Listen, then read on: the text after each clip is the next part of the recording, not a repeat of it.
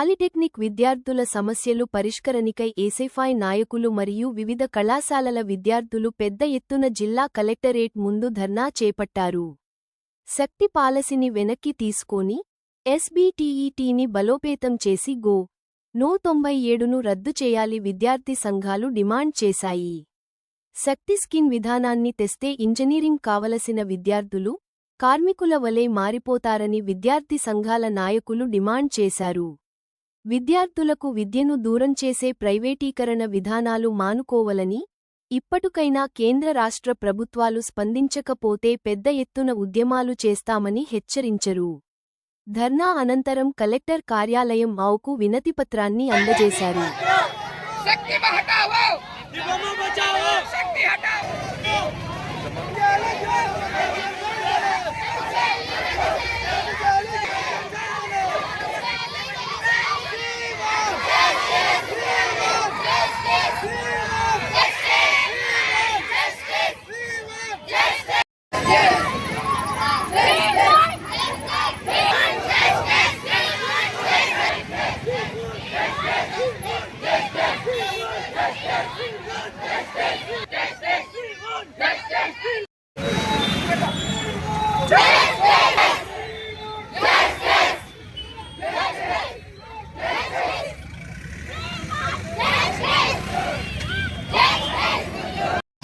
Diploma students ఎందుకు అంటే శక్తి scheme తెచ్చినందుకు మా డిప్లొమా వాళ్ళకు ఐటీఐ వాళ్ళతో కలిపేస్తారు. అందుకనే మేము జస్టిస్ ర్యాలీ తీసుకున్నాము. ఈ కలెక్టర్ దగ్గరకు వచ్చాము.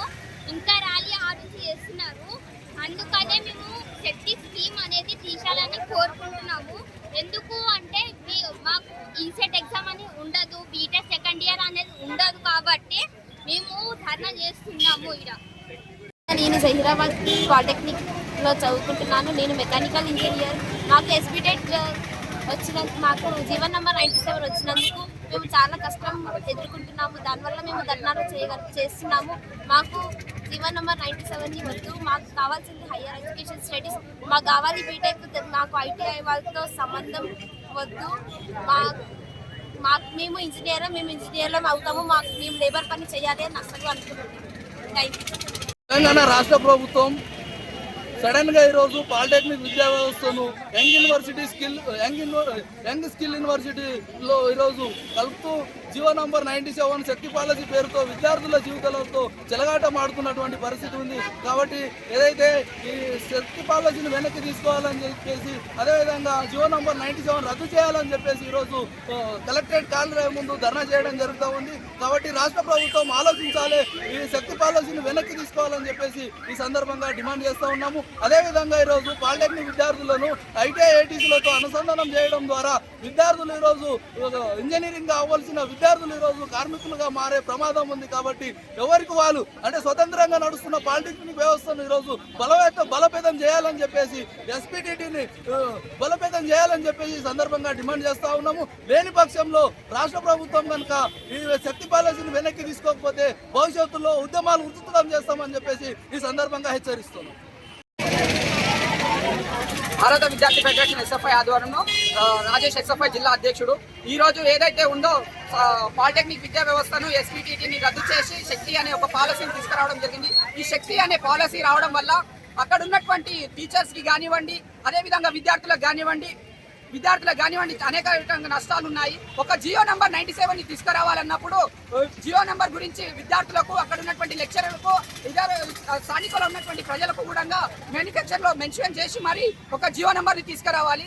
అయినా సరే ఈ జియో నంబర్ సడన్ గా తీసుకురావడం తర్వాత జిల్లాలో రాష్ట్రంలో మొత్తంగా ఎక్కడున్నా అక్కడ పాలిటెక్నిక్లు రాస్తారోకలు ధర్నాలు చేయడం వల్ల మొన్న ఏదైతే ఉందో వివేక్, మన పాలిటెక్నిక్ సంబంధించినటువంటి వివేక్ గారు మాట్లాడుతూ ఒక మాట అన్నాడు, ఎస్బీటీని శక్తిని ఇన్వాల్వ్ చేయడం వల్ల శక్తిలో ఉన్నటువంటి పాలసీకి వ్యతిరేకంగా ఈరోజు ధర్నా చేయడం జరుగుతుంది. ఈ శక్తి రావడం వల్ల పాలిటెక్నిక్ చదువుతున్నటువంటి విద్యార్థులు, డిప్లొమా చదువుతున్నటువంటి విద్యార్థులు హయ్యర్ ఎడ్యుకేషన్ కి ఎలిజిబిలిటీ కారు.